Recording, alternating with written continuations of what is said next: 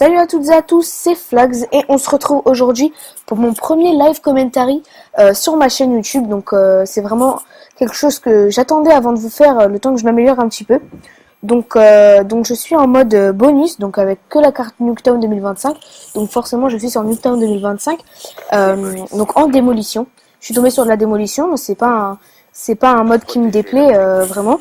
C'est un mode que j'aime bien aussi pour faire un peu de frag comme ça, mais c'est pas vraiment un mode que j'affectionne tout particulièrement, que j'ai envie de jouer beaucoup de fois. Donc là je pense que dans cette partie je vais camper un peu, ou je sais pas ce que je vais faire en fait, je sais pas si je vais rusher un peu ou si je vais camper, parce qu'en fait j'essaye de débloquer mon sniper en or.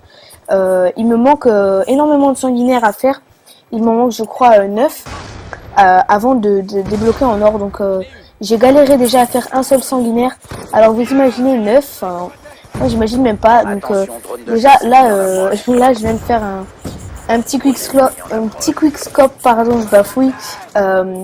C'est vraiment mais une première parce que je suis vraiment très nulle au sniper d'habitude.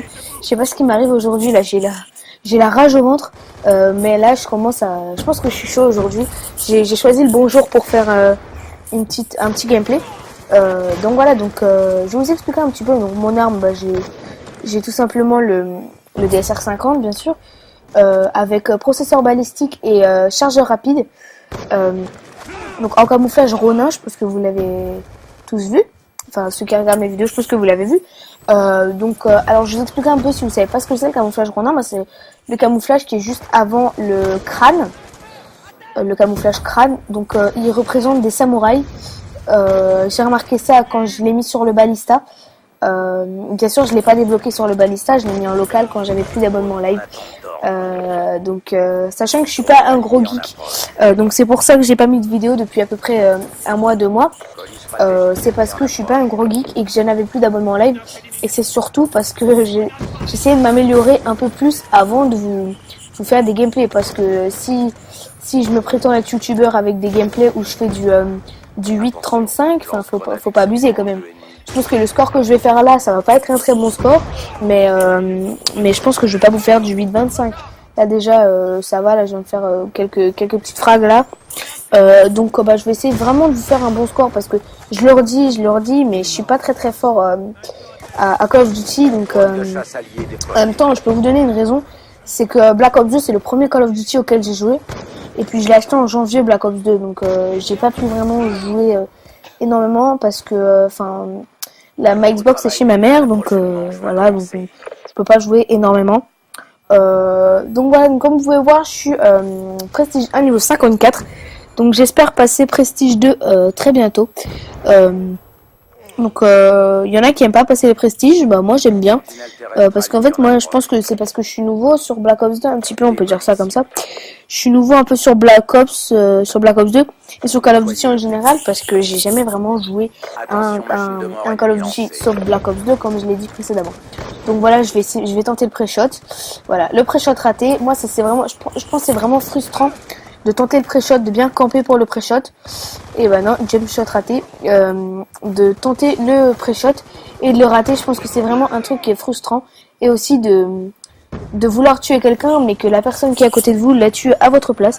Ça c'est vraiment des trucs un peu frustrants sur Black Ops 2. J'ai remarqué qu'il y a beaucoup de trucs comme ça, comme par exemple vous êtes à 4 kills, vous voulez faire un sanguinaire et vous vous faites tuer par un gros campeur, par exemple avec une vieille arme de merde, genre un B23R, un exécuteur, ou bien même un tac ou au cut. Enfin, vraiment par un truc pourri, genre c'est comme la dernière fois, j'étais à 4 kills, ça m'a fait ça 3 fois au moins, et je me suis fait tuer par un drone de chasse.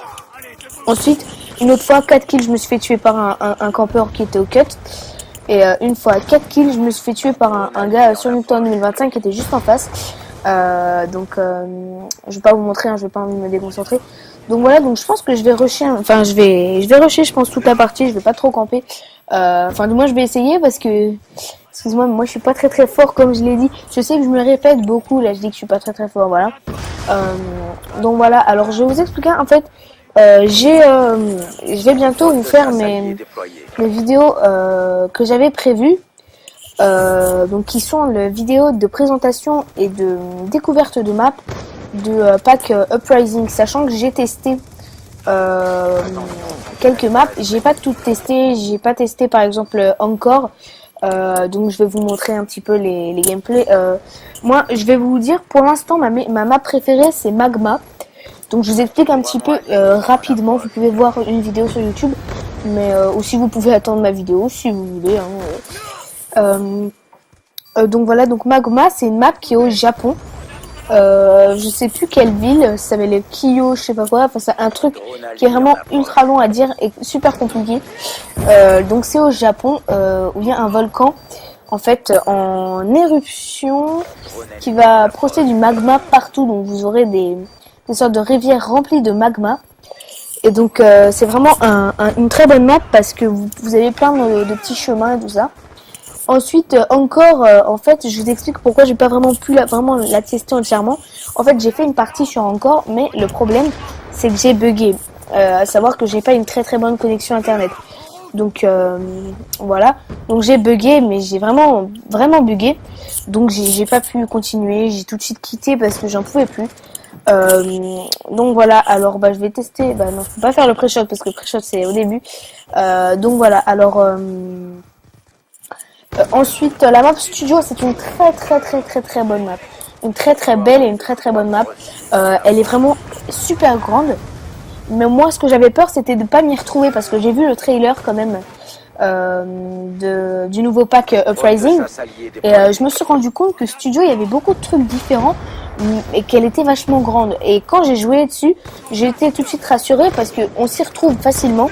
Et c'est vraiment une map très bien. Je trouve, si vous voulez faire des frags, j'ai joué en domination là il y a pas très longtemps.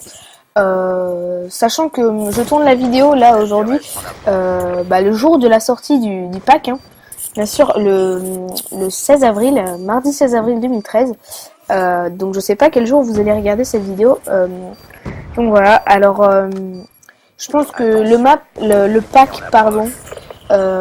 Si vous regardez si vous regardez cette vidéo le jour où le pack est sorti ou quelques mois après, je vous conseille vraiment de l'acheter. J'ai testé aussi Mob of the Dead, le nouveau mode, sachant que en fait je vous explique un peu ce que c'est parce que certains disent que c'est un mode, certains disent que c'est une map. Et bien c'est les deux. C'est en fait une sorte de map avec un nouveau mode en fait où la boîte mystère est totalement différente, le début est totalement différent, vous avez totalement une nouvelle façon de jouer au mode zombie. C'est vraiment une très belle expérience à tester absolument. Si vous avez le pack, je pense que même si vous n'aimez pas le zombie, vous allez quand même apprécier ce nouveau mode et cette nouvelle map, sachant qu'il y a deux maps. Il y a une map où vous pouvez jouer en lutte et une autre map où vous pouvez jouer en Mob of the Dead, donc qui est en fait ils disent que c'est un mode, mais moi je pense que c'est une sorte de gros endroit comme Green Run par exemple. Je sais pas pourquoi je dis pardon. Comme Green Run par exemple, et où vous pouvez avoir plusieurs maps. Donc comme Green Run où vous avez plein d'autres maps. Vous avez donc deux maps. Voilà, un gros campeur au RPG, c'est ça que j'aime pas. Donc comme je vous ai dit précédemment, quand vous faites tuer par un campeur ou par un gars au cut ou au RPG, enfin un truc vraiment énervant. Reprenons. Donc Mob of the Dead, donc c'est un peu comme Green Run. Vous avez deux maps. Sur Green Run, il y en a beaucoup plus. Donc si vous n'avez pas vu, je viens de prendre la N94 du MetaCOG. Donc je viens de me rendre compte que c'est une classe qui est assez bonne, la N94. Et comme par hasard, je viens de débloquer la lunette ACOG. Donc franchement, je crois que je vais faire quelques petits gameplays avec. Voilà. Donc j'espère que je vais pas bugger. Voilà, donc je viens de débloquer mon drone de chasse et mon drone. Alors désolé si je fais pas vraiment si j'ai des vieux killstreaks pourris. Je vais vous expliquer tout ça. En fait, c'est parce que j'ai eu un petit bug. Donc ça m'a fait réinitialisation des stats, pardon. Donc voilà, je fais du 29,50 et donc voilà, ça m'a tout remis à zéro. Voilà, donc là je bug. Désolé, je suis vraiment désolée de ce bug, donc je vais arrêter parce que ça m'énerve. Donc voilà, donc abonnez-vous à ma chaîne YouTube et puis laissez un petit commentaire, un petit j'aime. Et donc on se retrouve très bientôt pour de toutes nouvelles vidéos. Donc avec le pack Uprising, donc je viens de faire du 29-25, je crois 29-25, oui. Et je pense que c'est un bon score pour moi parce que je suis vraiment pas très fort à Black Ops 2. Donc salut à tous, on se retrouve très bientôt pour de prochaines vidéos. Salut.